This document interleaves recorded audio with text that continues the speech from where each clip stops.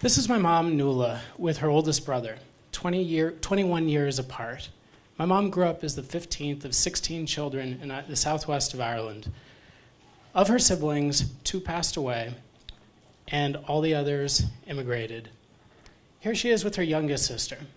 Now, when I think about growing up, I remember my mom telling me these stories and how close she seemed connected with all of her family, despite the distance and the years.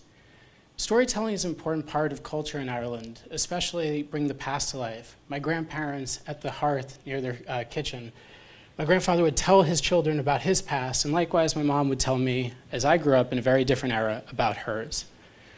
About her leaving to go to England when she was young, and then to America when she was 21, arriving in New York. About her 2 oldest sisters leaving for the convent and being gone for 10 years before they could come home.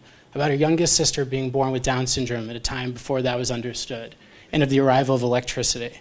To this day, my mom considers it a miracle that she experienced the arrival of a light bulb in her kitchen when she was 6 years old.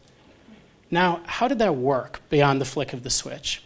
Now, I'm going to give credit to what I'll call the little engineer that could. In 1922, a Mr. McLaughlin graduated from university and did what many others did at the time in Ireland. He left. So he went to London first, got a job offer in Texas, but instead accepted at an engineering firm in Berlin. No sooner had he moved to Germany than he began to agitate for using the Shannon River in Ireland back home for water power.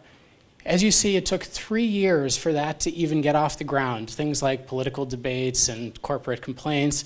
But when it did, and then the building connecting the towns across the country. But what about the countryside?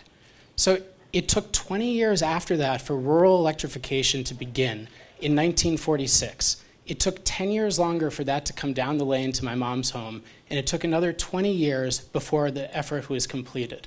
Why? Well, many reasons, but for one, the poles. Okay? If you see, there aren't that many tall trees in Ireland, and so they had to look abroad, in particular, building their first international relationships for trade outside of Britain. Going to Finland in particular, the boats would bring through the Baltic Sea, icy in wintertime, across into Dunleary, south of Dublin, and drop the poles into the flatbed truck, which in turn was hitched to a horse, which brought it across the roads of Ireland. Horses, team of horses. And so you have the supply, but they needed to create the demand. And the result was one of the first massive marketing, advertising, and public relations campaigns to get people to begin to use electricity.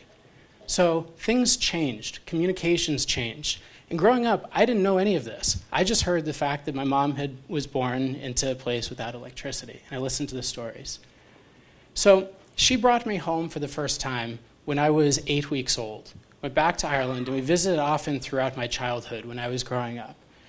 When I was 12, I told her someday I would write her story. Now, I thought that it shouldn't be lost. I did not become a professional baseball player, but 10 years later, I left to go to Ireland after graduating college. I moved there and began the process of research, interviewing people, traveling widely, speaking with people like this 100-year-old former school teacher who made me feel like I was a giant. I watched England play World Cup soccer with a convent of Irish nuns in Wales, 2 of whom were my aunts, and I dug into the archives and the records that existed so that I could tell a narrative beyond a greater story, that of a community and country. And so a lot changed. The book is only a part of it is focused on the topic of electricity, but it's a significant one. I left to go join Google for 6 years and wrote by nights and weekends, carrying this forward.